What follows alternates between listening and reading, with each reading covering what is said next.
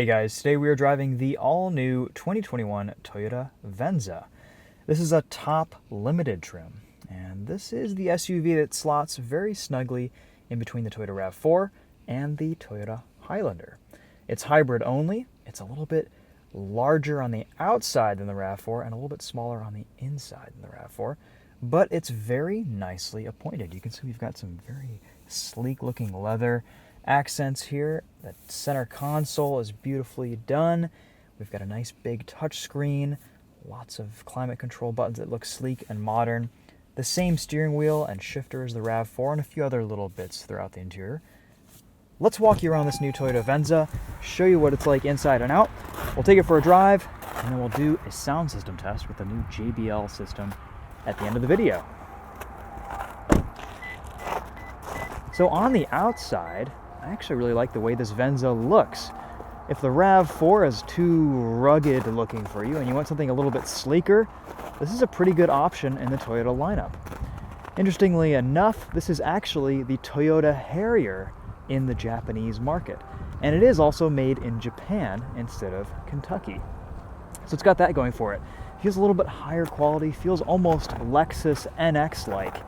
And I think it looks pretty good inside and out. It's powered by Toyota's 2.5-liter four-cylinder hybrid engine. That's connected to an eCVT and an electric motor, making it all-wheel drive.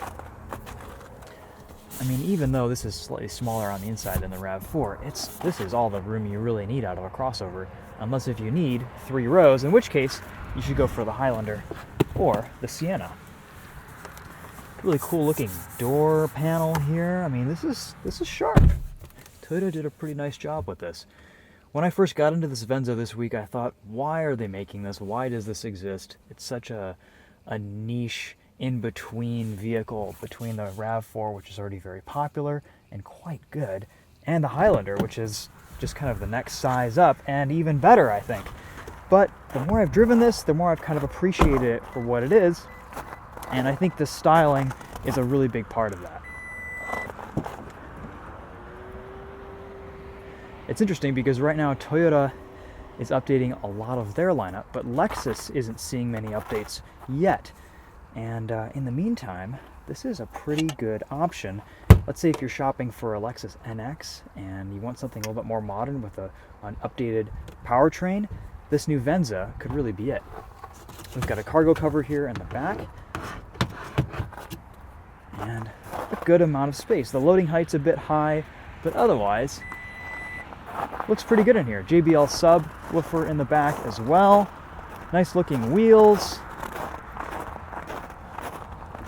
Kind of an interesting front end. Looks very aerodynamic.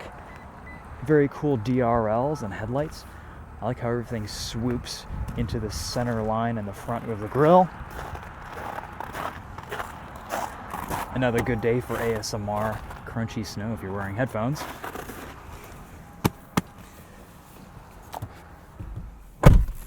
We have a very similar screen to the new Highlander. It's this kind of widescreen aspect ratio where you can switch things from one side to the next pressing these side buttons.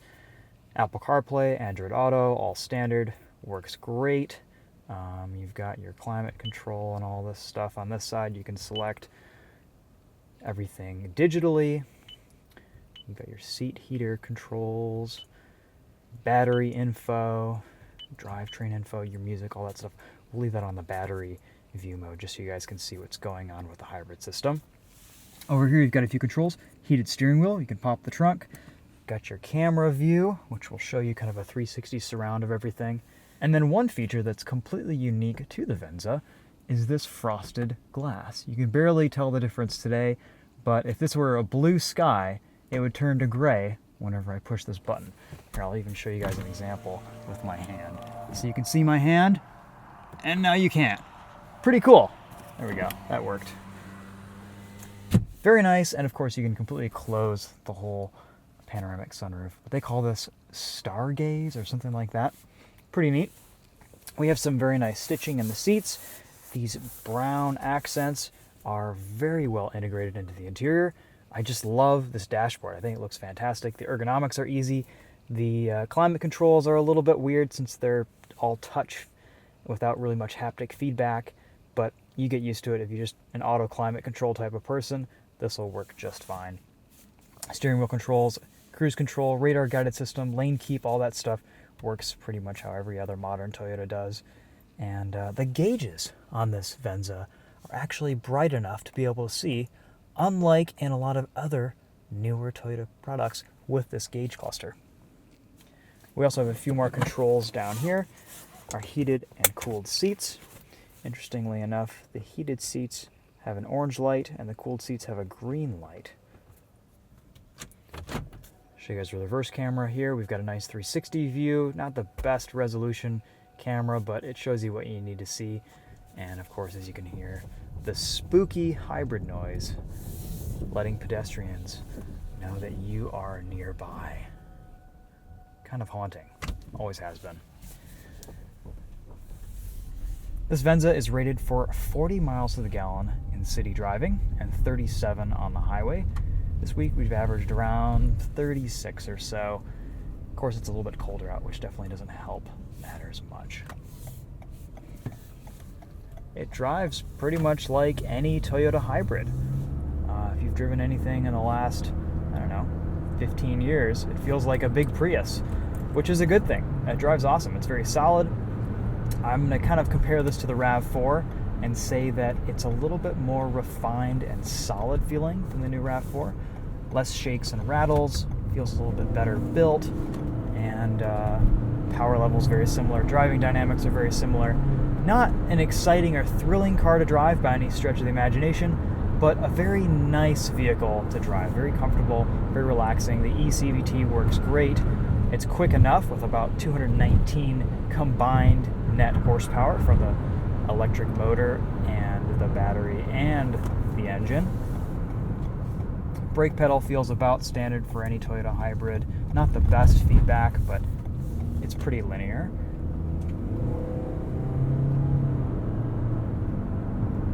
Handling is adequate for a vehicle of this size. Doesn't feel too heavy, just under 4,000 pounds in this limited trim.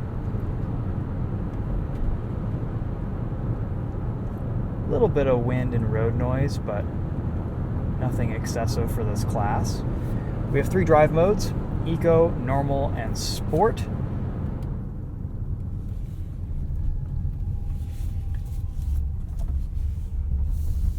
Pretty good turning radius too. Let's do a 0 to 60 here and feel what it's like from a dig.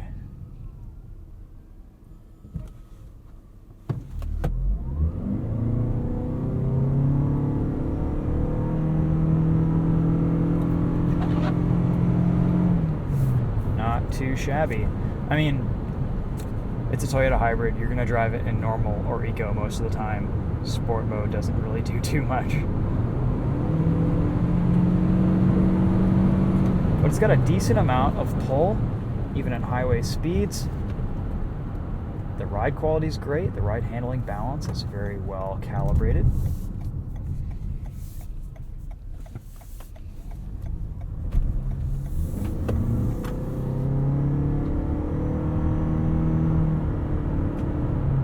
And when you're just driving this around normally, you're not hot shoeing it everywhere. It's a very quiet and relaxing driving experience. Of course, that's never how I drive in my videos, but you can imagine that if you're just 1/4 throttle, you're not going to get a lot of whirring from the CVT.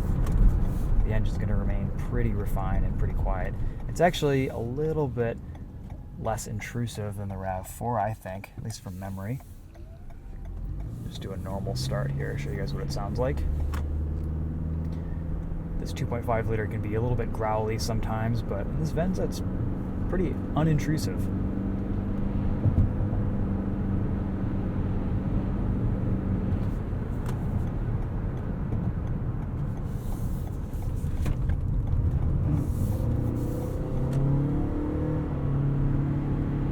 Stability and traction control are a little bit invasive under hard cornering, but in most driving scenarios and how most people are going to be driving their Venza, I don't think it's much of an issue.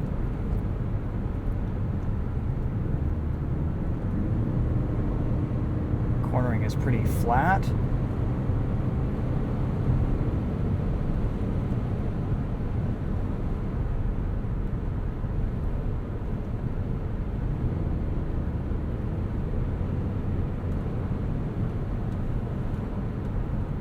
A little bit more wind noise than I think I would like in a car like this.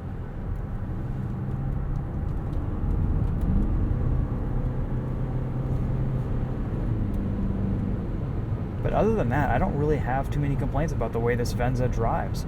It feels pretty nice. I'm pretty excited to see what Lexus comes out with in these next few years. The latest Toyota products have all been really impressive. And it's stuff like this, stuff like the new Highlander, the new RAV4, that really kind of make me feel like Lexus, the difference between Lexus and Toyota is less now than it ever has been.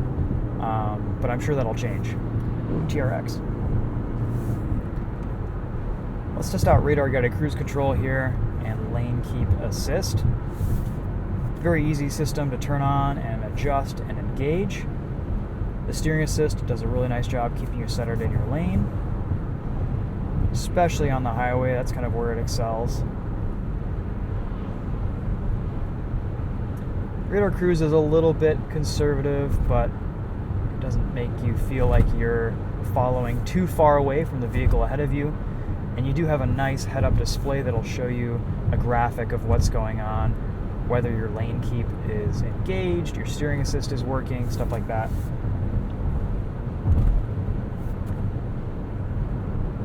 Definitely takes some fatigue out of the driving experience. Getting some shakes and rattles from the rear hatch and trunk area, mostly the seats and the rear cargo cover moving around.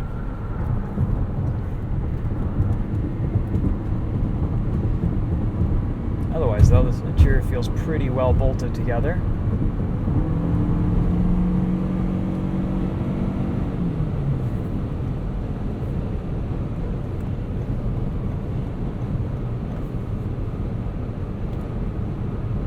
On the highway, very comfortable, awesome ride quality, great visibility.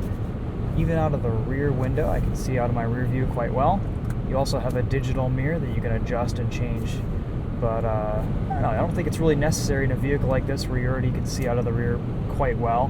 The digital mirrors are cool, especially at night, because it gives you a little bit extra visibility, but during the daytime, it's hard to judge the distance of vehicles just because it's a single lens, and with two eyes you can judge distances a lot better. While we're just cruising here on the highway, let's go in and listen to our sound test playlist.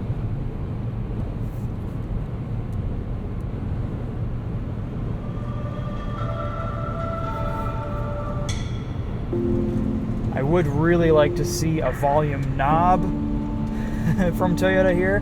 We only have little buttons, which is a little bit annoying for the passenger, I'm sure.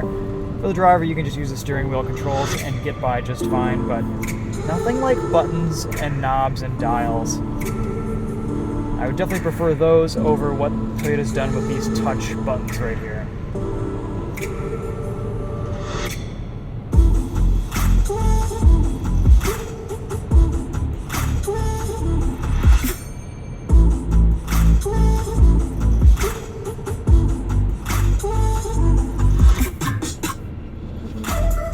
We're going to pass this semi-truck completely on radar cruise. Got our speed set to 80 miles an hour. It does a pretty good job getting back up to speed.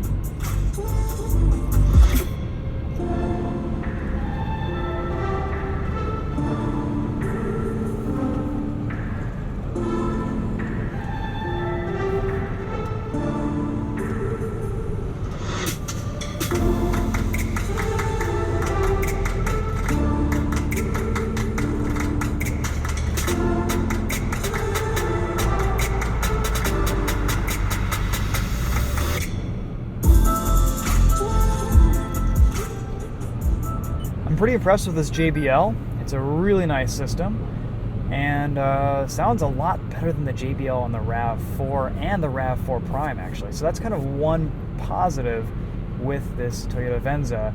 It has a nicer sound system. I mean, in general, I'm just getting more luxurious car vibes out of this Venza compared to the RAV4. If you want something slightly more rugged and utilitarian, you can go for the RAV4, but I don't know, this Venza seems like a pretty good option. It's got a good amount of ground clearance.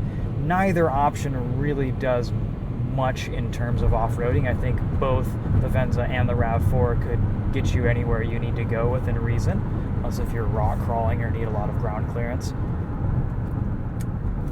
So I don't know. I think from what I can tell, just driving this car initially, it definitely has a purpose in the market and a place alongside the RAV4 and just under the Toyota Highlander.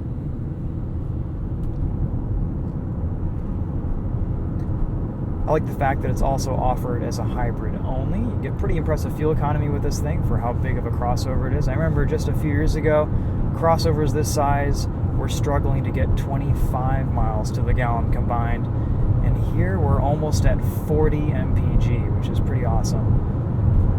Hopefully in a couple years we'll get a Venza Prime, which could be a plug-in hybrid with a similar range of the Toyota RAV4 Prime. But until then, this is a pretty solid option. Alright guys, well those are my thoughts on the new Toyota Venza. I'm going to park next to this light post and show you guys this frosted glass one more time. You can see the light post is just invisible until I press this button. Pretty cool. It's only a $1,400 option, and I don't know, I would pay $1,400 to be able to just be fascinated by this over and over and over throughout an ownership experience. I don't know if there's a life cycle to this, but I'm sure this press car will be tested out over its life. This is fun. Okay, guys, that's enough of that. Thanks for watching. Let me know if you have any questions about the new Venza. We will also be posting videos on the Winding Road Magazine YouTube channel and the Daily Motor YouTube channel. Stay tuned for those. Until then, we'll see you in the next video. Take care.